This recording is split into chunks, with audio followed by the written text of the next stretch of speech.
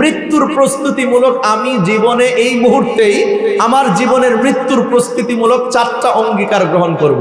কেন গ্রহণ করব? যে আমি এই কথাই বিশ্বাসী যে আমি আমার মৃত্যুর কোনো গ্যারান্টি দিতে পারি না যে কবে মরব। এই কথার গ্যারান্টি যেহেতু দিতে পারি না, তাহলে এই মুহূর্তেই আমি 4টা অঙ্গীকার গ্রহণ করব। কে কে রাজি আছেন ইনশাআল্লাহ? হাতগুলি দেখি। সকলেই রাজি ইনশাআল্লাহ? আল্লাহ রব্বুল আলামিন এই মুহূর্ত থেকে আমাকে আমার মৃত্যুর প্রস্তুতির জন্য 4টি অঙ্গীকার গ্রহণের তৌফিক দান করেন। সকলেই বলি আমিন। 1 নম্বর অঙ্গীকার, সকলেই জবান খুলে আমার সাথে বলবেন, ফরজ ইবাদত সমূহ ছাড়ব না। বলেন, ফরজ ইবাদত সমূহ ছাড়ব না। এটা 1 নম্বর অঙ্গীকার, আমি জীবনে কখনোই ফরজ ইবাদত ছাড়ব না। বলেন, জীবনে কখনোই ফরজ ইবাদত ছাড়ব না। জবান খুলে বলেন, নাকি কঠিন হয়ে যাচ্ছে? হ্যাঁ, একটু জবান খুলেন না রে ভাই, এরকম করতেছেন কেন? বলেন, ফরজ ইবাদত ছাড়ব না। আরো জোরে বলেন, ফরজ ইবাদত ছাড়ব না। ফরজ ইবাদতের মধ্যে সবচাইতে গুরুত্বপূর্ণ ফরজ হচ্ছে 5 ওয়াক্ত নামাজ। কয় ওয়াক্ত নামাজ? 5 ওয়াক্ত নামাজ। এই 5 ওয়াক্ত নামাজ আমরা ইনশাআল্লাহ আদায় করব। কার কার পাক্কা নিয়ত আছে ইনশাআল্লাহ? রাজি আছেন ইনশাআল্লাহ? এই 5 ওয়াক্ত নামাজের কত গুরুত্ব! আল্লাহ রব্বুল আলামিন নামাজের হুকুম কুরআনুল কারিমে প্রায় 82 জায়গায় দিয়েছেন। কয় জায়গায়? 82 জায়গায় দিয়েছেন। এই 5 ওয়াক্ত নামাজ যেই ব্যক্তি আদায় করবে, হাদিসে কুদসির মাঝে আল্লাহ রব্বুল আলামিন বলেন, নবীজিকে সম্বোধন করে, ইন্নিফতারাতু আলা উম্মতিকা 5 সালাওয়াত, আমি আপনার উম্মতের উপর 5 ওয়াক্ত নামাজকে ফরজ করেছি। ওয়া আহিদতু ইনদি আহদান, আর নিজের উপর এই জিম্মাদারি নিয়েছি, আন্নাহু মান হাফাযা আলাইহিন্না লিওয়াক্তিহিন্না আদখালতুহুল জান্নাহ, যে ব্যক্তি গুরুত্ব ইহতিমামের সাথে এই 5 ওয়াক্ত নামাজকে আদায় করবে, আমি নিজ জিম্মায় তাকে জান্নাতে পৌঁছায়। এই নামাজ এতই গুরুত্বপূর্ণ ইবাদত, আল্লাহ রব্বুল আলামিন আমাদের জন্য ফরজ করেছেন।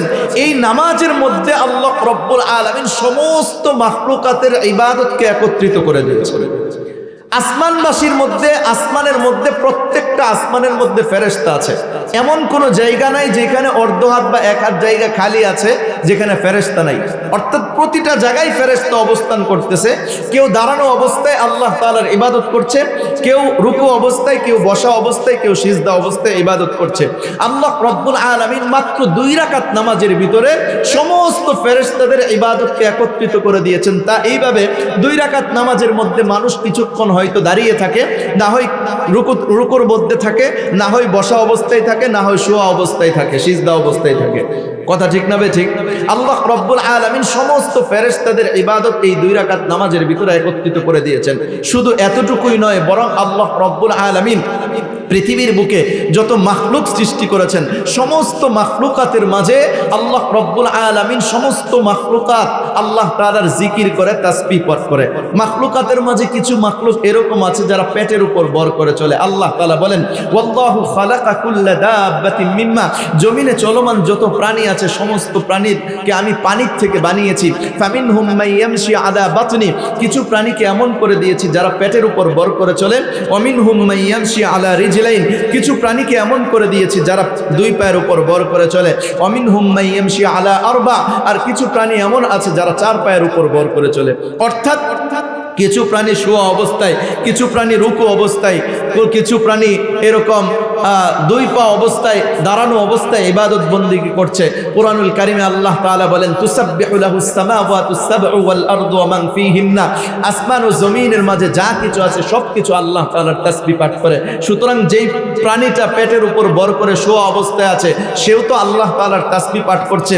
যেই প্রাণীটা রুকু অবস্থায় অর্থাৎ 4 পা অবস্থায়, সেও তো আল্লাহ তাআলার তাসবিহ পাঠ করে। যেই প্রাণীটা 2 পায়ের উপর ভর করে আছে, সেও তো আল্লাহ তাআলার তাসবিহ পাঠ করছে। আল্লাহ রব্বুল আলামিন যত মাখলুক সৃষ্টি করেছেন, সমস্ত মাখলুক আল্লাহ তাআলার তাসবিহ পাঠ করে।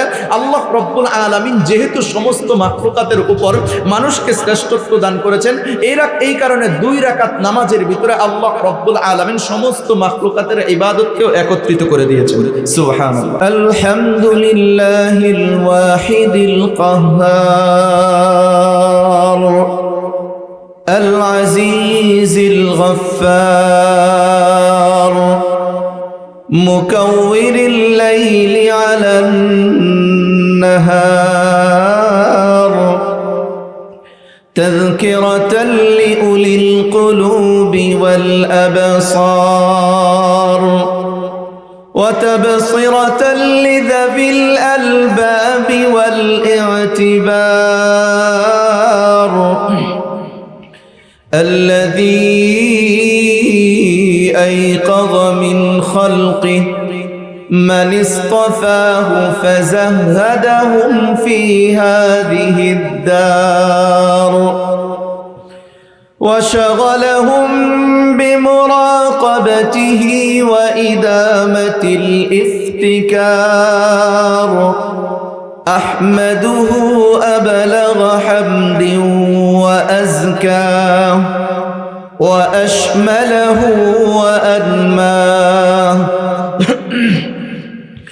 ونشهد أن لا إله إلا الله الواحد الأحد الفرد الصمد الذي لم يلد ولم يولد ولم يكن له كفوا أحد ونشهد أن سيدنا وسندنا ونبينا ومولانا محمدا عبده ورسوله وحبيبه وخليله الهادي إلى صراط مستقيم والداعي إلى دين قويم أما بعد فقد قال الله سبحانه وتعالى في كلامه المجيد وفي فرقانه الحميد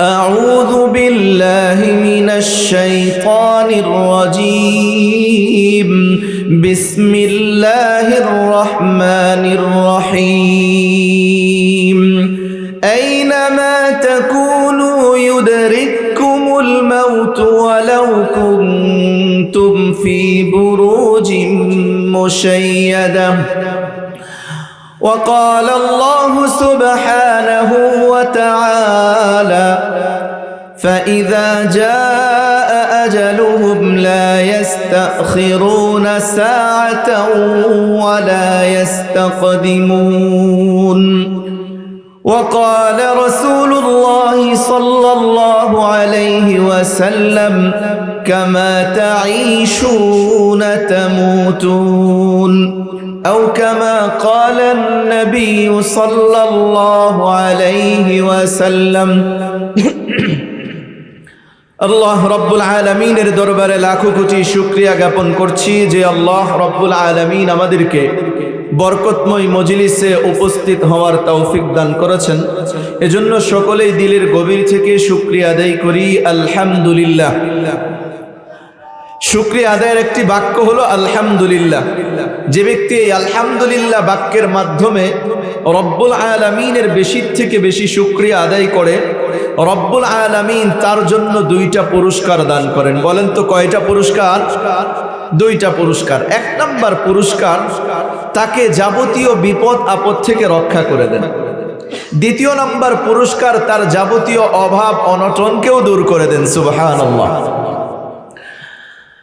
জান্নাতের স্তর বা দরজা হলো 8টি। আলহামদুলিল্লাহ বাক্যের মধ্যে গুণে দেখবেন 8টি অক্ষর আছে, কিতাবে বর্ণিত আছে। যে ব্যক্তি এই 8 অক্ষরের আলহামদুলিল্লাহ বাক্যের মাধ্যমে রব্বুল আলামিনের বেশি থেকে বেশি শুকরিয়া আদায় করবে, রব্বুল আলামিন তার জন্য জান্নাতের 8টা দরজাই খুলে দেবেন। একটু জোরে সুরে বলা যাবে? দিল খুলে প্রাণ উজাড় করে বলি সুবহানাল্লাহ।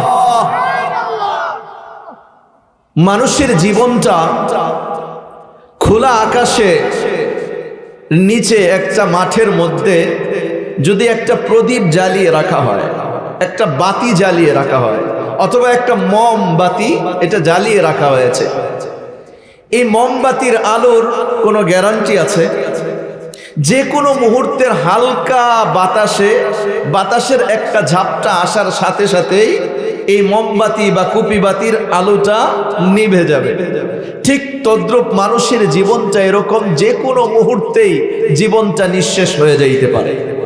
অথবা এটার আরেকটা উদাহরণ আমরা এভাবে পেশ করতে পারি, চোখের এক ফোঁটা পানি যদি জমিনে পড়ে যায়, তাহলে জমিনে পড়ার সাথে সাথে ওই পানির কোনো অস্তিত্ব খুঁজে পাওয়া যাবে না। যদি আপনি জমিনের মধ্যে এক মগ বা এক জগ অথবা এক বালতি পানি ঢেলে দেন, তাহলে তো পানির কিছু অস্তিত্ব খুঁজে পাবেন, যদি জায়গাটা একটু ভিজা হয়। আর যদি শুকনা হয় তাহলে এক জগ এক বালতি পানিও খুঁজে পাওয়া যাবে না। আর যদি চোখের এক ফোঁটা পানি পড়ে, তাহলে তো জমিনের মধ্যে ওই পানির কোনো অস্তিত্বই খুঁজে পাওয়া যাবে না। ঠিক তদ্রূপ মানুষের জীবনটা এরকম, যেই দিন মানুষের জীবনটা শেষ হয়ে যাবে, পৃথিবীর বুকে তার আর অস্তিত্ব খুঁজে পাওয়া যাবে না। একেবারে চোখের পানি যেরকম বিলীন হয়ে যায়, জমিনের সাথে মিশে যায়, মানুষের আলোচনাটাও জমিনের সাথে মিশে যায়। 1-2 দিন 3 দিন 1 সপ্তাহ আলোচনায় থাকে, এরপরে আর এই ব্যক্তির নামও কেউ উচ্চারণ করে না। কথা ঠিক না বেঠিক? পৃথিবীতে কোনো ব্যক্তি চিরঞ্জীবী নয়, কোনো ব্যক্তি দীর্ঘ হায়াত পায় নাই। আমরা আমাদের পূর্বপুরুষদেরকে হারিয়ে ফেলেছি। আমরা আমাদের বয়সী যে সমস্ত ব্যক্তিবর্গরা পৃথিবীর বুকে ছিল, এরাও দুনিয়ার থেকে বিদায় নিয়ে চলে গেছেন। না জান নাই? আমাদের বয়সী অনেক ব্যক্তি দুনিয়ার থেকে বিদায় নিয়ে চলে গেছেন। আমাদেরকেও চলে যেতে হবে। পৃথিবীর বুকে কেউ স্থায়ী নয়। যদি কেউ পৃথিবীর বুকে স্থায়ী হওয়ার অধিকার পাইতো, তাহলে সেই অধিকার সবচাইতে বেশি পাওয়ার হকদার ছিলেন আমাদের প্রিয়তম হাবিব সাল্লাল্লাহু আলাইহি ওয়াসাল্লাম। অথচ নবী করিম সাল্লাল্লাহু আলাইহি ওয়াসাল্লাম সম্পর্কেই আল্লাহ রাব্বুল আলামিন জানিয়ে দিয়েছেন, ওয়ামা জাআলনা লিবাশারিন মিন ক্বাবলিকাল খুলদ। আপনার পূর্বে, হে নবী, আপনার পূর্বে আমি পৃথিবীতে কাউকে চিরঞ্জীবী করি নাই। নবীজির পূর্বে কাউকে চিরঞ্জীবী করা হয় নাই, নবীজিকেও চিরঞ্জীবী করা হবে না। মৃত্যু নবীজিকেও ঘায়েল করেছে কি করে নাই? যে কোনো মুহূর্তে মৃত্যু আমারও আসতে পারে। নবীজিও দুনিয়ার থেকে বিদায় নিয়ে চলে গেছেন। আমার আর আপনার যখন হায়াতে জিন্দিগিটা শেষ হয়ে যাবে, এরপরে আমাদের জীবনের সময়টুকু একেবারে অল্প সময় বৃদ্ধি করা হবে না। 1 সেকেন্ড 2 সেকেন্ড, 1 মিনিট 2 মিনিট, 1 ঘন্টা 2 ঘন্টা, কোনো মিনিট সেকেন্ড আমার সময় বৃদ্ধি করা হবে না। আমার জীবন যেখানে শেষ, আমার হায়াতের জিন্দিগি যেখানে শেষ, ওইখানেই আমাকে মৃত্যুবরণ করতে হবে। এটা আমি মৃত্যুবরণ করতে বাধ্য। আমার জান আমি চাইলেও কবজ করবে, না চাইলেও কবজ করবে। যদি কেউ মৃত্যুর সময়, হায়াতে জিন্দিগি শেষ হয়ে যাওয়ার পরেও কেউ যদি আরো 2-4 দিন বাঁচার অধিকার পাইতো, তাহলে তো জলিলুল কদর একজন নবী ছিলেন, নাম হলো হযরতে সুলাইমান আলাইহিস সালাতু ওয়াস সালাম। পুরা পৃথিবীর উপর রাজত্ব করেছেন, বাদশাহী করেছেন। সেই সুলাইমান আলাইহিস সালাতু ওয়াস সালাম বাইতুল মুকাদ্দাস মসজিদ নির্মাণ করাইতেছিলেন। আমি আপনাদেরকে জিজ্ঞাসা করি, বলেন তো দেখি, মসজিদ নির্মাণ করা ভালো কাজ না মন্দ কাজ? কে কে ভালো কাজ মনে করেন? মসজিদ নির্মাণ করা নিঃসন্দেহে ভালো কাজ। এই ভালো কাজের মধ্যে লিপ্ত ছিলেন কে? হযরতে সুলাইমান আলাইহিস সালাতু ওয়াস সালাম জিনদেরকে দ্বারা নির্মাণ করাইতেছিলেন। যার কারণে তিনি একটা কাঁচ ঘেরা ঘরের উপর, ঘরের মধ্যে থেকে জিনদেরকে তদারকি করতেছিলেন। মসজিদ নির্মাণ করা কত ভালো কাজ! নবীজি সাল্লাল্লাহু আলাইহি ওয়াসাল্লাম ইরশাদ করেছেন, আহাব্বুল বিলাদি ইলাল্লাহি মাসাজিদুহা ওয়া আবগাদুল বিলাদি ইলাল্লাহি আসওয়াকুহা। পৃথিবীর বুকে যত জায়গা আছে, এর মধ্যে সবচাইতে প্রিয় জায়গা আল্লাহ তাআলার নিকট মসজিদ সমূহ। আর পৃথিবীর বুকে যত জায়গা আছে, এর মধ্যে সবচাইতে অপ্রিয়, অপছন্দনীয় জায়গা হলো বাজার সমূহ।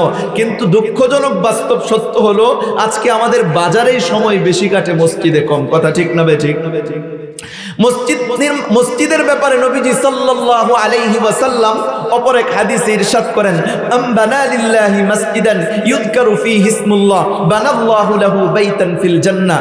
যে ব্যক্তি মসজিদ নির্মাণ করে, মসজিদ নির্মাণে সহযোগিতা করে, যেই মসজিদে আল্লাহ তাআলার নাম উচ্চারিত হয় আল্লাহ তাআলা তার জন্য জান্নাতে ঘর নির্মাণ করেন। অপর এক হাদিসে নবীজি সাল্লাল্লাহু আলাইহি ওয়াসাল্লাম ইরশাদ করেন, মান গাদা ইলাল মসজিদি ওয়া রাহা আ'আদ্দাল্লাহু লাহু নুজুলাহু মিনাল জান্নাতি কুল্লামা গাদা আও রাহা। যে ব্যক্তি সকাল সন্ধ্যা মসজিদে যায়, অর্থাৎ অধিক পরিমাণে যে ব্যক্তি মসজিদে যায়, আল্লাহ রাব্বুল আলামিন তার জন্য জান্নাতে মেহমানদারির ব্যবস্থা করতে থাকেন। সে যতবারই যাবে ততবারই তার জন্য জান্নাতে মেহমানদারির ব্যবস্থা হইতে থাকে। অপর এক হাদিসে নবীজি ইরশাদ করেন, আল গুদুউ ওয়ার রাওয়াহু ইলাল মাসজিদি মিনাল জিহাদি ফি সাবিলিল্লাহ। সকাল সন্ধ্যা মসজিদে গমনকারী ব্যক্তি যেন আল্লাহ তাআলার রাস্তায় জিহাদের মধ্যে রয়েছে। অপর এক হাদিসে নবীজি ইরশাদ করেন, মান আলিফাল মসজিদ আলিফাহুল্লাহ। যে ব্যক্তি মসজিদকে ভালোবাসে আল্লাহ রাব্বুল আলামিন তাকে ভালোবাসেন আর মহব্বত করতে থাকে। অপর এক হাদিসে নবীজি ইরশাদ করেন, আল মসজিদু বাইতু কুল্লি তাকিয়িন। মসজিদ প্রত্যেক মুত্তাকির ঘর। ওয়া তাকাফফালুল্লাহু লিমান কানাল মসজিদু বাইতাহু বির-রাউহি ওয়ার-রাহমা। আল্লাহ রাব্বুল আলামিন নিজের উপর এই জিম্মাদারি নিয়েছেন, যেই ব্যক্তির ঘর হবে মসজিদ, অর্থাৎ অধিক পরিমাণে মসজিদে অবস্থান করবে, আল্লাহ তাআলা বলেন আমি তার উপর শান্তি নাজিল করব, তার উপর রহমত নাজিল করব, তার উপর বরকত নাজিল করব। ওয়াল জাওয়াজি আলাস সিরাত। তার জন্য পুলসিরাতের রাস্তাকে সহজ করে দিব। ইলা রিদওয়ানিল্লাহ। আপন সন্তুষ্টি দান করব। ইলাল জান্নাত। তাকে বিনা হিসাবে জান্নাতেও পৌঁছায়। সুবহানাল্লাহ। অপর এক হাদিসে নবীজি বলেন, আল মাসাজিদু বুয়ুতুল্লাহি ফিল আরদ। মসজিদ হলো জমিনে আল্লাহ রাব্বুল আলামিনের ঘর। তুদিউ লি আহলিস সামাই কামা তুদিউ নুজুমুস সামাই লি আহলিল আরদ। এই আসমানবাসী, এই জমিনবাসী যারা মসজিদে থাকে, এই মসজিদগুলোকে এবং মসজিদে যারা অবস্থান করে তাদেরকে এরকম ভাবে চমকাইতে দেখে যেমন নাকি জমিনবাসী আকাশের তারকারাজিগুলোকে চমকাইতে দেখে। সুবহানাল্লাহ। তাহলে মসজিদ নির্মাণ করা ভালো কাজ না মন্দ কাজ? নিঃসন্দেহে ভালো কাজ। এই ভালো কাজের মধ্যে লিপ্ত ছিলেন হযরতে সুলাইমান আলাইহিস সালাতু ওয়াস সালাম। মসজিদ নির্মাণ করার মতো একটি গুরুত্বপূর্ণ কাজে ছিলেন, তদারকি করার প্রয়োজন ছিল। কিন্তু হায়াতে জিন্দেগি যখন শেষ হয়ে গেল, আল্লাহ রাব্বুল আলামিন এই অবস্থার ভিতরে, মসজিদ নির্মাণ করা অবস্থার ভিতরেও আল্লাহ রাব্বুল আলামিন আজরাইল আলাইহিস সালাতু ওয়াস সালামকে পাঠিয়ে দিয়েছেন, যাও আমার নবীর জানকে কবজ করে নিয়ে আসো। এরপরে আজরাইল আলাইহিস সালাতু ওয়াস সালাম গেলেন। হযরত সুলাইমান আলাইহিস সালাতু ওয়াস সালাম একটা লাঠির উপর ভর করে দাঁড়িয়েছিলেন। এই অবস্থার ভিতরে সুলাইমান আলাইহিস সালাতু ওয়াস সালামের রূহকে কবজ করে নিয়ে আসা হয়েছে। কিন্তু মসজিদের তদারকি করার প্রয়োজন ছিল তখনও পর্যন্ত। জিনরা যেহেতু মসজিদ নির্মাণ করতেছিল, বাইতুল মুকাদ্দাস নির্মাণ করতেছিল, এই তদারকি করার প্রয়োজন ছিল। যার কারণে আল্লাহ রাব্বুল আলামিন ব্যবস্থা এটা করলেন যে এই তদারকির ব্যবস্থা স্বরূপ হযরত সুলাইমান আলাইহিস সালাতু ওয়াস সালামের এই মৃত দেহটাকে, এই লাশটাকে দীর্ঘ 6 মাস পর্যন্ত লাঠির উপর ভর করে দাঁড় করিয়ে রেখেছেন। সুবহানাল্লাহ। আমি আপনাদেরকে জিজ্ঞাসা করি, যে আল্লাহ দীর্ঘ 6 মাস পর্যন্ত একটা লাশকে লাঠির উপর ভর করে দাঁড় করিয়ে রাখতে পারলেন, সেই আল্লাহ ইচ্ছা করলে হায়াতকে কি 6 মাস দীর্ঘায়িত করতে পারতেন না? নিঃসন্দেহে পারতেন। কিন্তু আল্লাহ তাআলার নীতি এইটা নয় যে পৃথিবীর বুকে কারো সময় শেষ হয়ে যাওয়ার পরে তার সময়কে বৃদ্ধি করে দেওয়া হবে। এটা আল্লাহ তাআলার নীতি নয়। আল্লাহ তাআলার এটা নীতি নয় যে কারো সময় শেষ হয়ে গেছে এরপরে আরো সময় বৃদ্ধি করে দেওয়া হবে। এজন্য আমার আর আপনার যে কোনো মুহূর্তে মৃত্যু আসতে পারে। আমি আর আপনি কি এই গ্যারান্টি দিতে পারবো যে আজকের মাহফিল শেষ করে বাড়ি পর্যন্ত পৌঁছতে পারবো? এই গ্যারান্টি কেউ দিতে পারবো? কারো দেওয়ার ক্ষমতা এটা নাই। এখান থেকে বের হওয়ার আগে আমার আর আপনার মৃত্যু হতে পারে। কথা ঠিক না বেঠিক? যে কোনো মুহূর্তে মৃত্যু আসতে পারে। এই কারণে মৃত্যু প্রতিদিন এই ঘোষণা দেয়, আনাল মাউতুল্লাযী উফাররিকু বাইনাল বানাতি ওয়াল উম্মাহাত। আমি তো এমনই মৃত্যু যা মা আর মেয়ের মধ্যে বিচ্ছেদ ঘটিয়ে দেই। আমি এমনই মৃত্যু যা পিতা আর সন্তানের মধ্যে বিচ্ছেদ ঘটিয়ে দেই। আনাল মাউতুল্লাযী উফাররিকু বাইনাল আখি ওয়াল আখাওয়াত। আমি এমনই মৃত্যু যা ভাই আর বোনের মধ্যে বিচ্ছেদ ঘটিয়ে দেই। আনাল মাউতুল্লাযী উফাররিকু বাইনাজ যাওজি ওয়াজ যাওজা। আমি এমনই মৃত্যু যা স্বামী আর স্ত্রীর মধ্যেও বিচ্ছেদ ঘটিয়ে দেই। আনাল মাউতুল্লাযী উফাররিকু বাইনা কুল্লি হাবিবিন। আমি তো এমনই মৃত্যু যা প্রতিনিয়ত ভালোবাসার ব্যক্তির থেকে তাকে বিচ্ছিন্ন করে দেই। আনাল মাউতুল্লাযী উখাররিবুদ দিয়ার ওয়াল কুসুর। আমি এমনই মৃত্যু যা প্রতিনিয়ত ঘর আর বাড়িগুলোকে শূন্য করে দেই, খালি করে দেই। আনাল মাউতুল্লাযী উআম্মিরুল কুবুর। আমি এমনই মৃত্যু যা প্রতিনিয়ত কবরস্থানগুলোকে বৃদ্ধি করতে করতে থাকি, আবাদ করতে থাকি। আনাল মাউতুল্লাযী আতলুবুকুম, আমি এমনই মৃত্যু যা প্রতিনিয়ত তোমাকে তালাশ করে বেড়াচ্ছি। ওয়া আদরাকুকুম ফি বুরুজিম মুশাইয়াদা, তুমি যদি নিশ্চিদ্র বেষ্টনীর ভিতরেও থাকো, এমন কোন ঘরে অবস্থান করো যেই ঘরে কোনো পোকামাকড় পর্যন্ত প্রবেশ করতে পারবে না, তারপরেও আমি মৃত্যু তোমাকে ঘায়েল করবই করব। সুতরাং মৃত্যুর থেকে পলায়নের কোনো সুযোগ আমাদের নাই। যে কোনো মুহূর্তে আমার মৃত্যু চলে আসতে পারে। কুরআনুল কারীমের মধ্যেও আল্লাহ রাব্বুল আলামিন ঘোষণা দিয়ে দিয়েছেন, আইনামা তাকুনু ইউদরিকুমুল মাউত ওয়ালাউ কুনতুম ফি বুরুজিম মুশাইয়াদা, তোমরা যেখানেই থাকো না কেন, যে অবস্থানেই থাকো না কেন, অবশ্যই তোমরা যদি এমন কোনো ঘরের ভিতরে থাকো, দুর্ভেদ্য প্রাচীরের ভিতরে থাকো, তারপরেও মৃত্যু তোমাকে ঘায়েল করবেই করবে। মৃত্যু যে কোনো মুহূর্তে আমার আর আপনার নিকট চলে আসতে পারে। এজন্য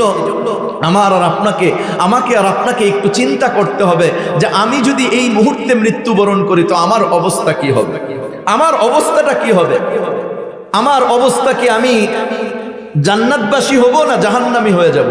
আমার যে হালত, এই পর্যন্ত প্রতিনিয়ত আমার জীবন চলতেছে আল্লাহ তাআলার নাফরমানিতে, প্রতিনিয়ত আমার জীবন চলতেছে আল্লাহ তাআলা যেই রাস্তা আমাকে দেখিয়েছেন সেই রাস্তা থেকে ভিন্ন রাস্তায়। আমার যদি এই মুহূর্তে মৃত্যু চলে আসে আমার অবস্থাটা কি হবে? এজন্য প্রত্যেকেরই মৃত্যু নিয়ে চিন্তা ভাবনা করা দরকার। আমাদের যখন জানাজা চলে না, যখন একজন ব্যক্তির জানাজা চলে তখন 4 জন ফেরেশতা উপস্থিত হয়। কয়জন ফেরেশতা? 4 জন ফেরেশতা এসে উপস্থিত হয়। 4 জন ফেরেশতার প্রত্যেকেই ভিন্ন ভিন্ন ঘোষণা দেয়। এই ঘোষণাগুলো আমরা শুনতে পারি না, কিন্তু ফেরেশতারা ঠিকই ঘোষণা দেয়। প্রথম ফেরেশতা ঘোষণা দেয়, ইনকাদাতিল আজাল ওয়ানকাতাতিল আমাল, এই ব্যক্তির সময় শেষ, এই ব্যক্তির জীবনের যত আশা ভরসা করেছিল সব আশা ভরসা শেষ। যত আশা করেছিল, মানুষ অনেক বড় বড় আশা করে, আমি অনেক বড় শিক্ষিত হব, অনেক বড় ডাক্তার হব, ইঞ্জিনিয়ার হব, অনেক ডিগ্রিধারী একজন ব্যক্তি হব, এই ধরনের স্বপ্ন মানুষের কারো কারো থাকে।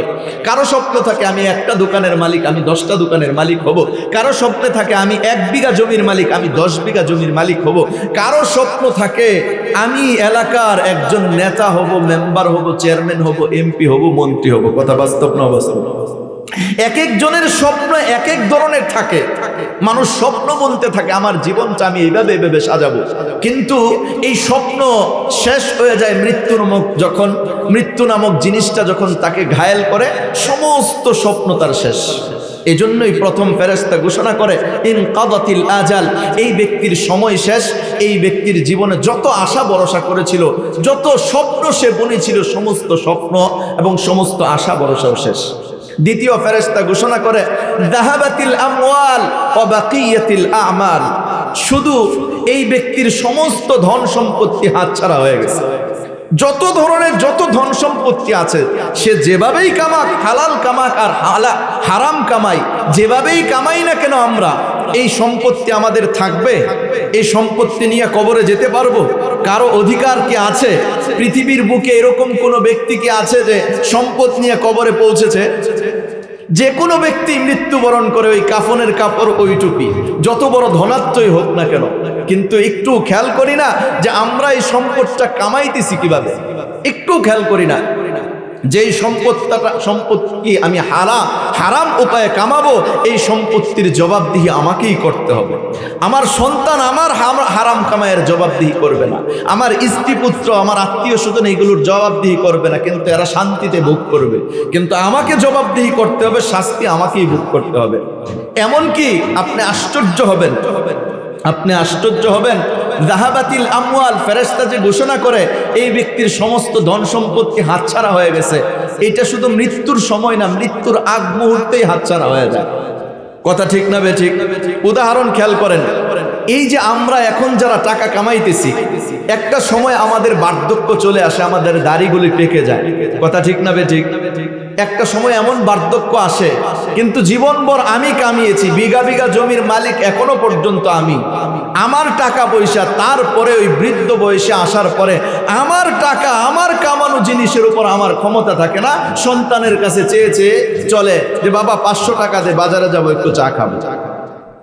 কথা বাস্তব না বাস্তব? এতেও কি আমাদের শিক্ষা হয় না যে আমাদের অবস্থাটা কি, যে আমাদের জীবদ্দশায় আমাদের কামানো সম্পত্তির প্রতি আমাদের কোনো অধিকার থাকে না? আর মৃত্যু বরণ করলে এরকম মৃত্যু তো আমরা পত্র পত্রিকায়ও দেখেছি যে বাবা ইন্তেকাল করেছে, ভাই বোনেরা ঝগড়া ফাসাদ করে বাবার লাশটা পর্যন্ত দাফন করে নাই, 22 ঘন্টা পর্যন্ত। আরেক জায়গায় দেখেছি 42 ঘন্টা পর্যন্ত লাশটা পড়েছিল, অবশেষে পুলিশ এসে ওই লাশটা দাফন করেছে। চিন্তা করেছেন? এটা তো আমাদের বাংলাদেশেরই ঘটনা। তাহলে সম্পত্তির ব্যাপারে চিন্তা করা দরকার, আমি হারাম কামাবো না হালাল কামাবো। আল্লাহ তাআলা আমাদেরকে বুঝার তৌফিক দান করেন। ওই দ্বিতীয় ফেরেশতা ঘোষণা করে যাহাবাতিল আমওয়াল, এই ব্যক্তির সমস্ত ধন সম্পত্তি হাতছাড়া হয়ে গেছে। ও বাকিয়াতিল আমাল, শুধু আমলগুলো বাকি আছে। সে যে আমল করেছে এই আমলগুলোই বাকি আছে, এর বাহিরে আর কিছুই নাই, শুধু আমলগুলো বাকি আছে। ইন কানা খায়রা ফাখায়রা ওয়া ইন কানা শাররা ফাশাররা, যদি ভালো হয় আমল তাহলে তো ভালো, আর যদি মন্দ হয় তাহলে জগতের সবচাইতে নিকৃষ্টতম। আমি অত্যন্ত ব্যস্ত আছি, এই কথা তার জবান দিয়ে আর কোনোদিন বের হবে না। আজকে আমাদের সমাজে বিভিন্ন কথা, যখন ইসলামের কথা বলা হয়, যখন মাহফিলের কথা বলা হয়, যখন তাবলীগের কথা বলা হয়, যখন উলামায়ে কেরামের সান্নিধ্যে যাওয়ার কথা বলা হয়, যখন কোরআনুল কারীম শিখার কথা বলা হয়, ইসলামী জীবন যাপন ধারণের জন্য যখন উলামায়ে কেরামের কাছ থেকে কিছু শিখার কথা বলা হয়, তখন আমাদের জবান দিয়ে বের হয় আই এম ভেরি বিজি, আমি অত্যন্ত ব্যস্ত আছি। তৃতীয় ফেরেশতা ঘোষণা করে এই ব্যক্তির ব্যস্ততা শেষ, এই ব্যক্তির জবান দিয়ে আর কোনোদিন ব্যস্ততা বের হবে না। আমরা কিসের ব্যস্ততা দেখাই বলেন তো? আল্লাহ তাআলাকে ব্যস্ততা দেখাই প্রতিনিয়ত না? আল্লাহ তাআলা বলতেছেন, শুনো, আফারাআইতুম মা তাহরুতুন, তোমরা কিসের ব্যস্ততা দেখাও? একজন মুসল্লি যে নিয়মিত নামাজ পড়ে, এরকম যুবক ভাই অথবা এরকম চাচাজি বাবাজি যখন ফসল কাটার সময় হয়, ধান লাগানোর সময় হয় অথবা ধান কাটার সময় হয়, এই সময় ইমাম সাহেব তাদেরকে খুঁজে পায় না। চাচাজি, জি এতদিন পর্যন্ত মসজিদে নিয়মিত দেখতাম, এখন আপনাকে মসজিদে দেখতেছি না বাবাজি, কারণটা কি? কার বললেন না বাবা, এই ফসল কাটার এত ব্যস্ততা বেড়েছে যে মসজিদে আসতে পারতেছি না। আরে ভাই, আপনি কাকে বললেন? চাচাজি বাবাজি, আপনি কাকে ভুললেন? একটু চিন্তা করেছেন? আপনি তো ফসল কেটে এরপরে চাষ করে যে আড্ডা দিতে ভুলে যান নাই, ঘরের বাজার করতে আপনি ভুলে যান নাই, ঘরের পরিবারের সদস্যদেরকে সময় দিতে ভুলে যান নাই, ভুলে গেছেন কাকে? আল্লাহকে। আল্লাহকে ব্যস্ততা দেখাইতেছেন। তো আল্লাহ তাআলা বলেন যে তুমি আমাকে ব্যস্ততা দেখাও। শুনো, কিসের ব্যস্ততা তুমি দেখাচ্ছ? আফারাআইতুম মা তাহরুতুন, তোমরা যে জমিনে বীজ বপন করো, এই বীজ সম্পর্কে কখনো ভেবে দেখেছো? এই বীজটাকে যদি আমি অর্থ দিয়েও বুঝাই, যারা ব্যবসায়ী আছেন, ব্যবসার মধ্যে কিছু টাকা প্রথমে আপনারা ব্যবসার মধ্যে একত্রিত করে প্রথমে মালামাল কিনেন কি কিনেন না, এটাও বীজ হিসাবে আপনি ধরতে পারেন। তাহলে আফারাআইতুম মা তাহরুতুন, তোমরা যে জমিনে বীজ বপন করো, এটা কি ভেবে দেখেছো? তোমরা যে ব্যবসার মধ্যে অর্থ লাগাচ্ছ, এটা কি কখনো ভেবে দেখেছো? আনতুম তাজরাউনাহু আম নাহনুজ জারিউন, এইগুলো তুমি উৎপন্ন করো না আমি আল্লাহ উৎপন্নকারী।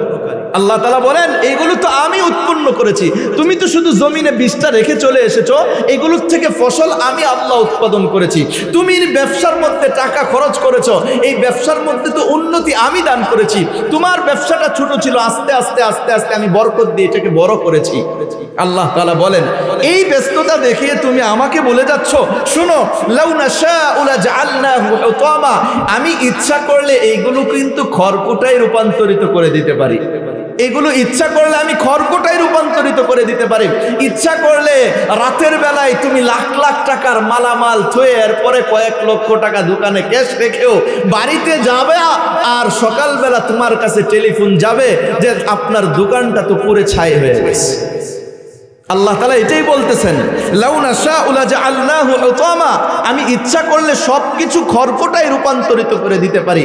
ফাযালতুম তাফাক্কাহুন, ফলে তুমি বিস্মিত হয়ে যাবে আর এই কথা আফসোস করে বলতে থাকবে, ইন্না লামুগরামুন, হায় আমরা তো ঋণগ্রস্ত হয়ে পড়লাম। বাল নাহনু মাহরুমুন, বরং একেবারে বঞ্চিতই হয়ে পড়লাম। কি বলেন? এই কথাগুলো আমরা বলি কি বলি না? আল্লাহ তাআলা সূরা ওয়াকিয়ার মধ্যে এই বর্ণনা সুন্দরভাবে দিয়ে দিয়েছেন যে তোমরা তোমাদের বিপদগ্রস্ত, আমি তোমাদেরকে দান করলাম আর তুমি আমাকে ব্যস্ততা দেখাচ্ছ। আল্লাহ তাআলা পাঁচ বার মুয়াজ্জিনের আযান কানে লাগায়া দিয়ে ডাকতেছে, বান্দা আয় আমার সাথে কথা বলবি।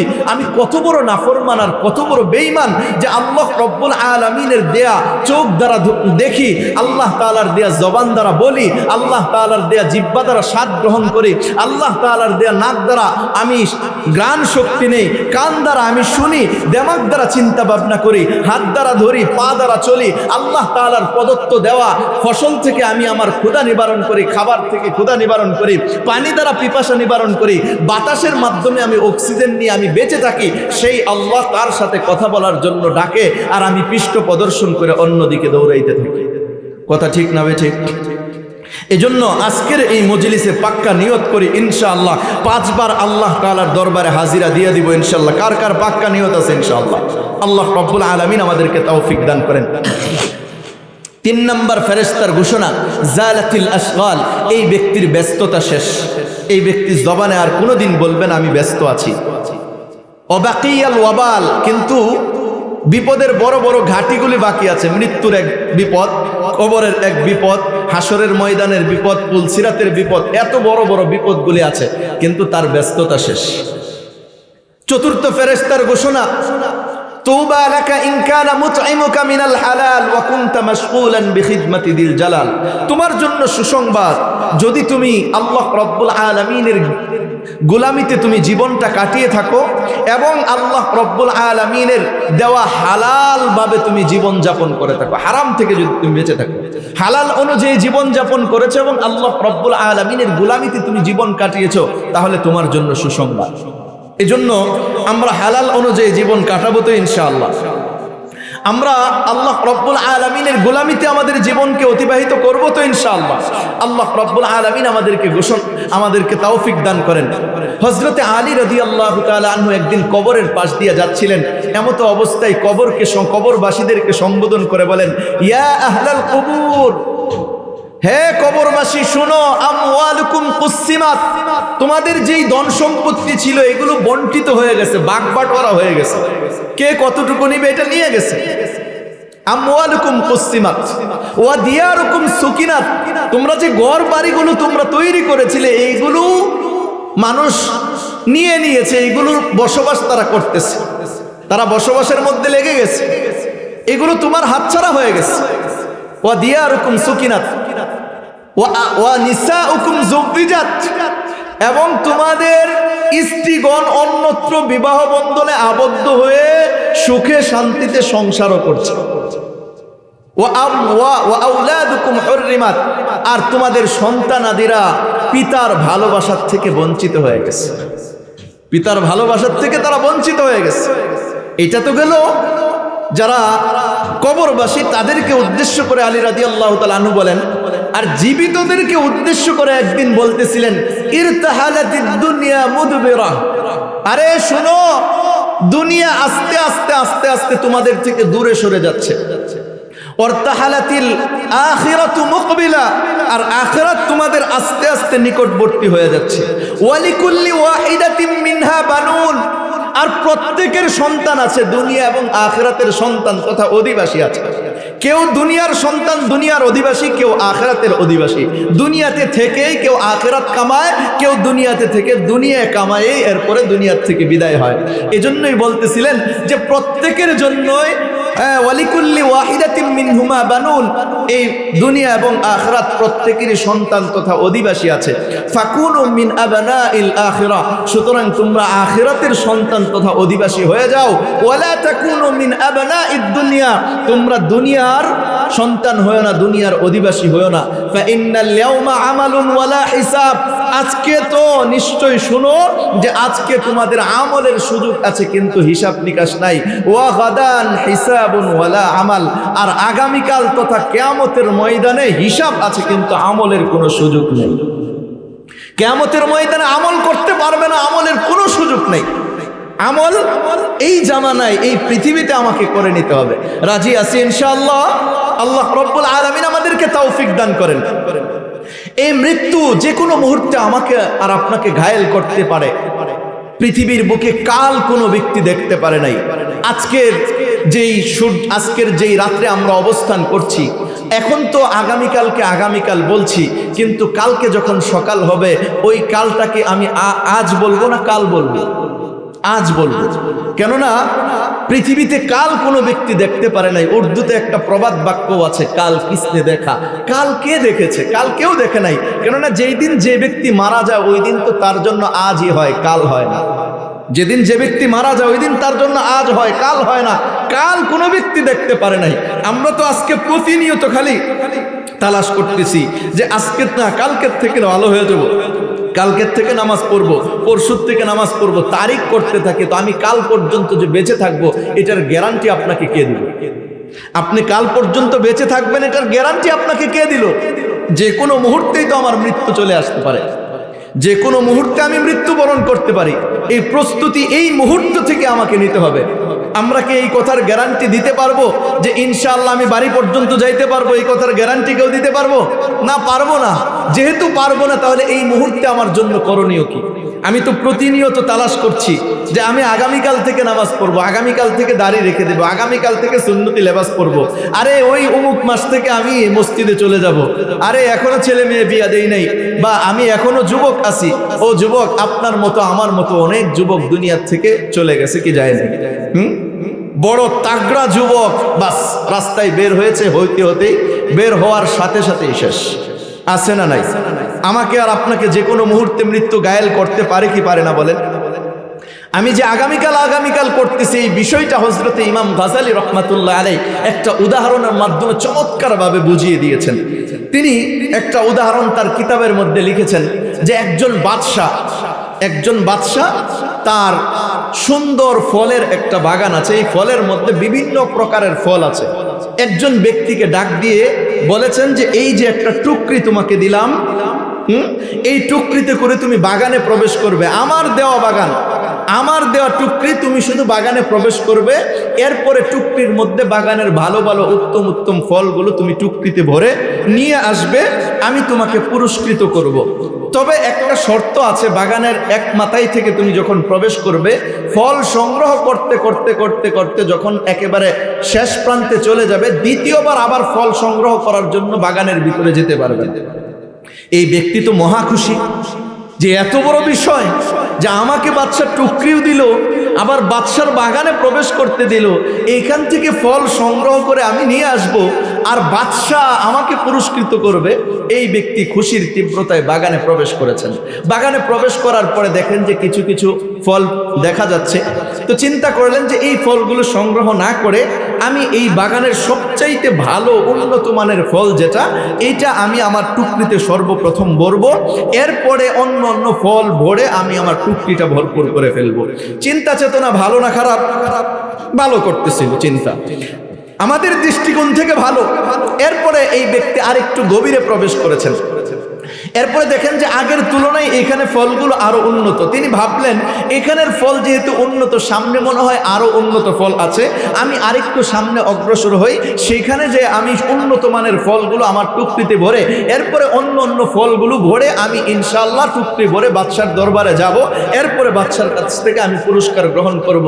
এরপরে তিনি আরেকটু সামনে অগ্রসর হইলেন, ওইখানেও দেখলেন পূর্বের তুলনায় আরো ভালো ফল। তিনি চিন্তা করলেন না যে বাগানে তো আরো উন্নত মানের ফল আছে, আমি সবচাইতে ভালো মানের ফলগুলো আমার টুকরিতে ভরবো। এই কারণে তিনি আরেকটু সামনে অগ্রসর হইলেন। এইভাবে সামনে যেতে যেতে যেতে যেতে একেবারে বাগানের শেষ প্রান্তে পৌঁছে গেলেন, সেইখানে আর কোনো ফল নাই। এখন বলেন তো বাদশা কি তাকে পুরস্কৃত করবে না তিরস্কৃত করবে? নিঃসন্দেহে তিরস্কৃত করবে। এখন সে আফসোস করে, হায় আমি যদি শুরুর থেকে এই ফলগুলো সংগ্রহ করতাম, এখন তো টুকরিটা ভরপুর থাকতো, তাহলে এই টুকরি নিয়ে যদি বাদশার দরবারে উপস্থিত হইতাম তাহলে বাদশা বড় পুরস্কৃত আমাকে করতেন। এখন তো বাদশার দরবারে আমি পুরস্কৃত হব না, বরং তিরস্কৃত হব, আমি বাদশাকে মুখ দেখাবো কিভাবে? আফসোস। এতটুকু লেখার পরে ইমাম গাযালী রাহমাতুল্লাহ আলাইহি লিখেন যে এই বাদশার উদাহরণ হলো আল্লাহ রাব্বুল আলামিন, আর এই ব্যক্তিটা হলো তুমি আর আমার অবস্থান, তুমি আর আমি, এই ব্যক্তিটা হলো তুমি আর আমি। আর এই যে টুকরিটা আছে এটা হলো আমলনামা, এটা আমলনামা। আর বাগানের এক প্রান্ত থেকে যে আরেক প্রান্তে তুমি যাচ্ছ, এইটুক তোমার জীবনের হায়াতে জিন্দেগি। আর বাগানের বিভিন্ন প্রান্তে বিভিন্ন জায়গায় যে ফলগুলো দেখেছিল, এগুলো দুনিয়াতে আল্লাহ রব্বুল আলামিনের দেওয়া প্রদত্ত নেক আমলগুলো।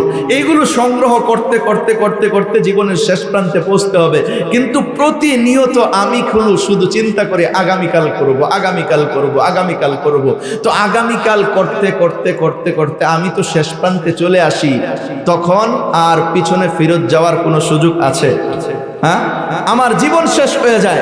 এই কারণে কোরআনুল কারিমে আল্লাহ তাআলা বলেছেন, বান্দা যখন এইরকম অপরাধ করতে করতে, নেক আমল না করতে করতে যখন একেবারে শেষ প্রান্তে উপস্থিত হয়ে যায়, তখন মৃত্যু যখন নিকটবর্তী হয়ে যায়, তখন বান্দা আল্লাহকে ডাক দিয়ে বলেন, আল্লাহ রব্বির জিউন, আল্লাহ আপনি আমাকে একটু ফেরত পাঠান, লাআল্লি তারাকতু লাআল্লি আমালু সালিহান ফীমা তারাকতু, আল্লাহ আপনি আমাকে একটু সুযোগ দেন, আমি আরো কিছু নেক আমল করে আসবো। আল্লাহ আমি ভুল করেছি, এতদিন করতে পারি না, কিছু নেক আমল করব।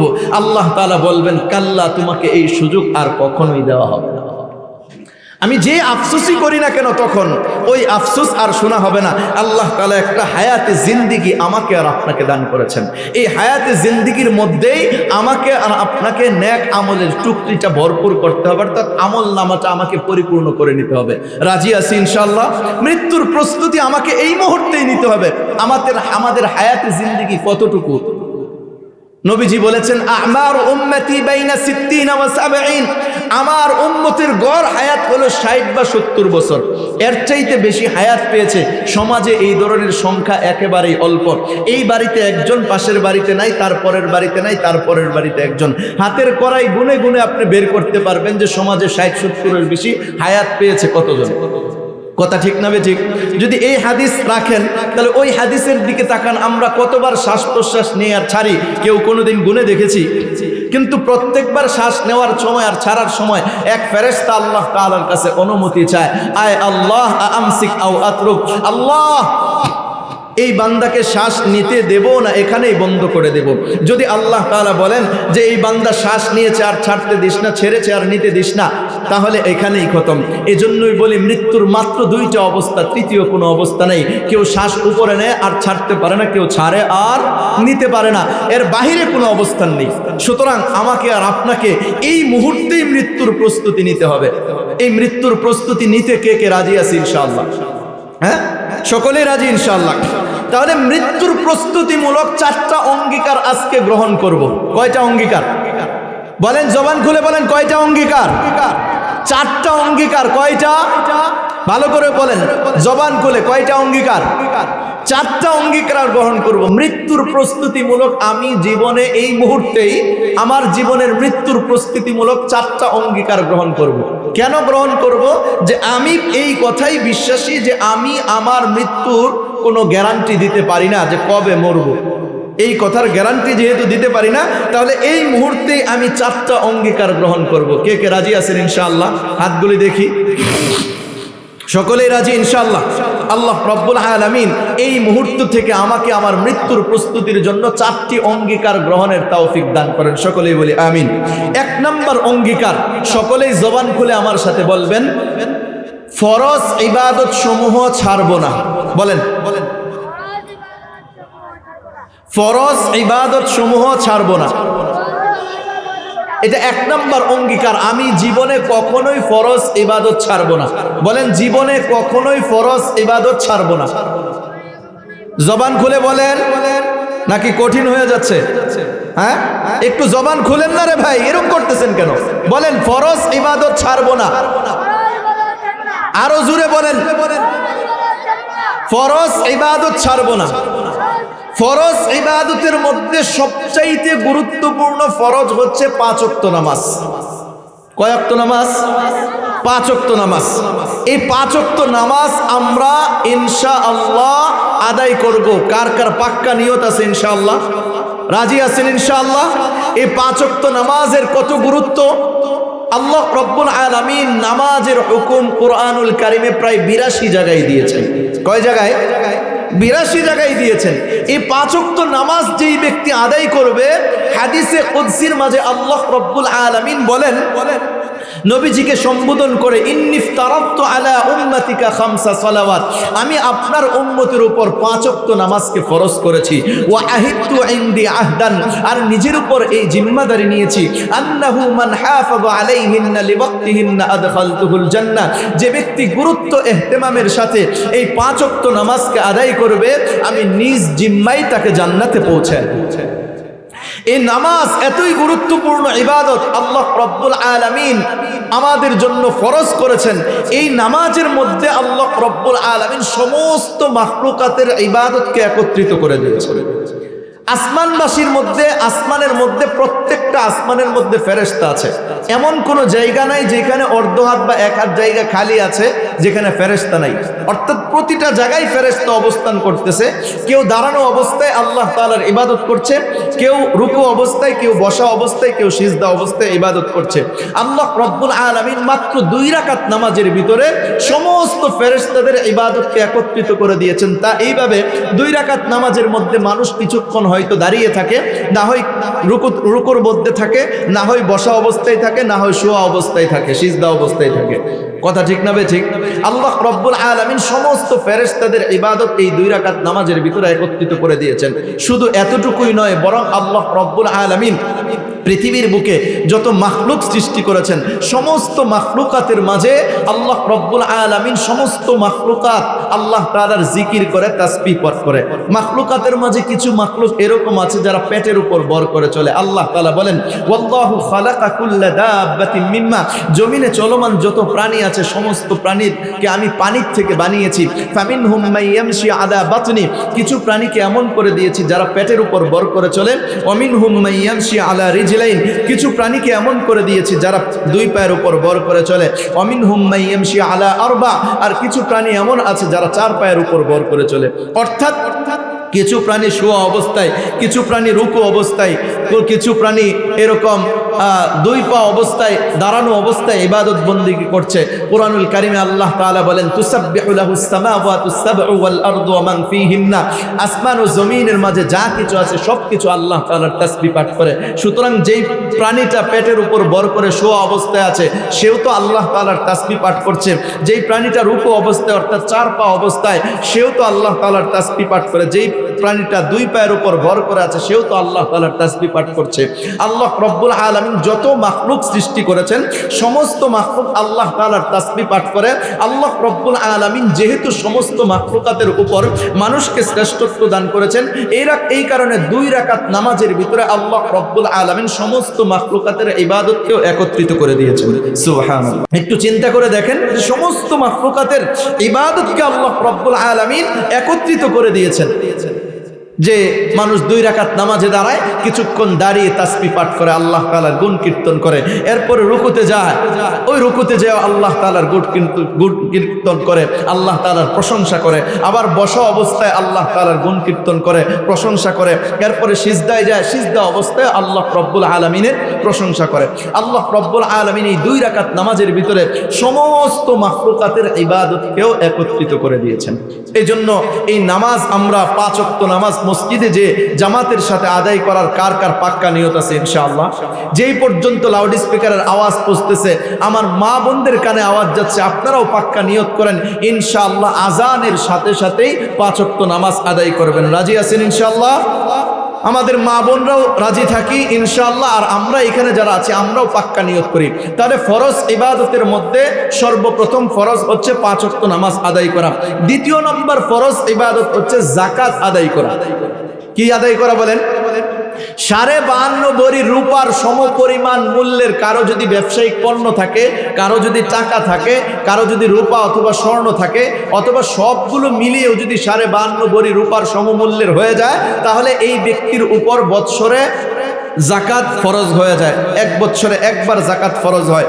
শতকরা 2.5 টাকা হারে, 40 টাকায় 1 টাকা, শতকরা 2.5 টাকা, হাজারে 25 টাকা, লাখে 2,500 টাকা তাকে জাকাত প্রদান করতে হবে। এই জাকাত একটা গুরুত্বপূর্ণ ইবাদত। নামাজ যেরকম ফরজ ইবাদত, জাকাতও এরকম ফরজ একটি গুরুত্বপূর্ণ ইবাদত। আজকে আমাদের সমাজে অনেক নামাজি ব্যক্তি আছে কিন্তু জাকাত আদায় করে না। কথা ঠিক না বেঠিক? যারা জাকাত আদায় করে না তাদের ব্যাপারে আল্লাহ রাব্বুল আলামিন কোরআনুল কারীমে জানিয়ে দিয়েছেন শাস্তি সম্পর্কে। ওয়াল্লাযীনা ইয়াকনিজুনা আয-যাহাবা ওয়াল ফিদ্দাতা ওয়া লা ইউনফিকুনাহা ফি সাবিলিল্লাহ ফাবাশশিরহুম বিআযাবিন আলীম।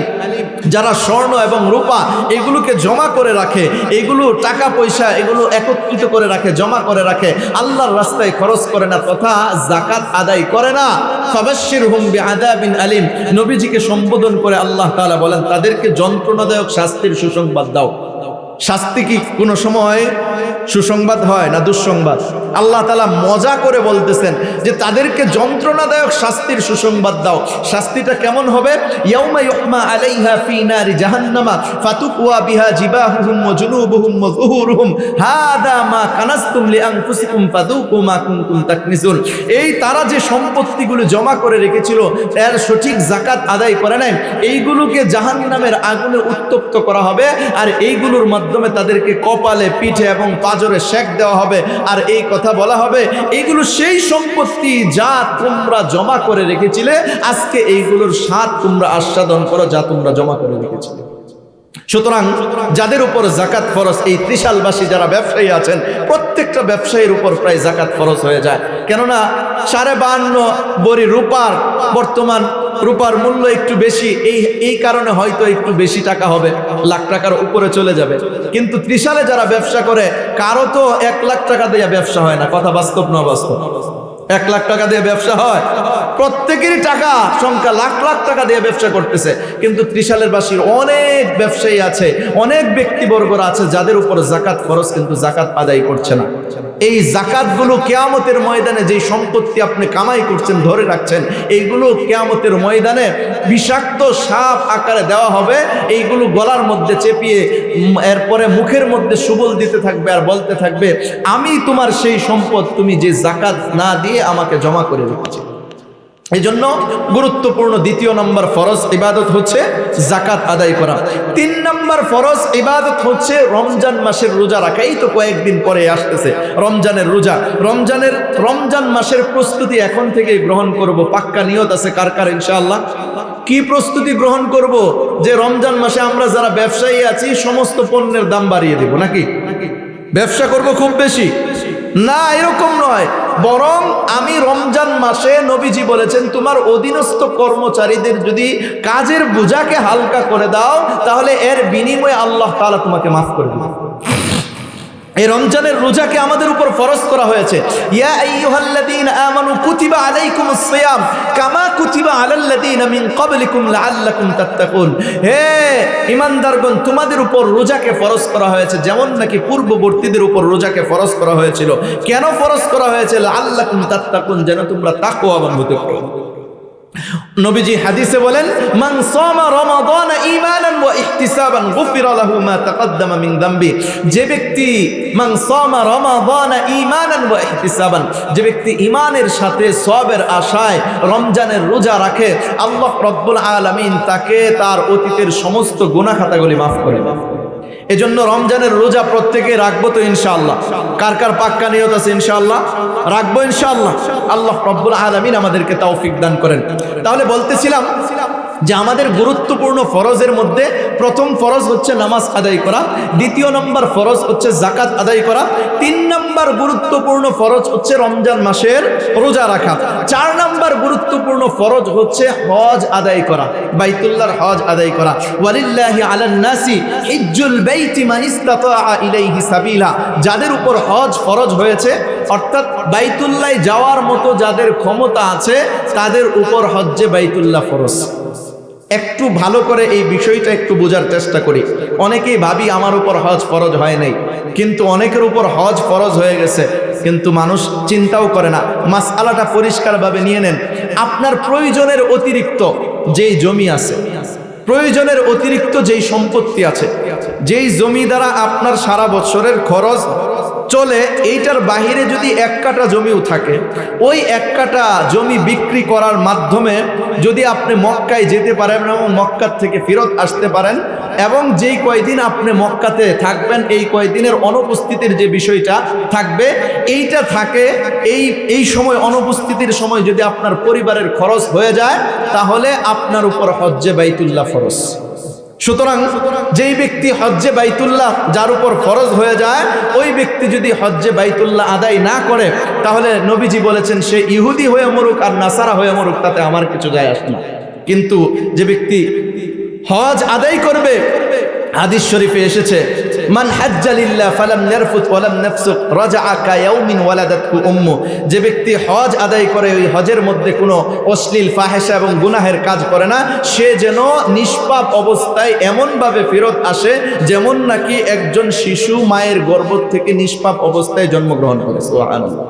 অপর এক হাদিসে নবীজি বলেন, আল হাজ্জুল মাবরুর লাইসা লাহু জাযাউন ইল্লাল জান্নাহ, হজ্জে মাবরুর যেটা, যে হজ আল্লাহ তাআলার দরবারে কবুল হয়েছে এর বিনিময়ে জান্নাত ছাড়া আর কিছুই না।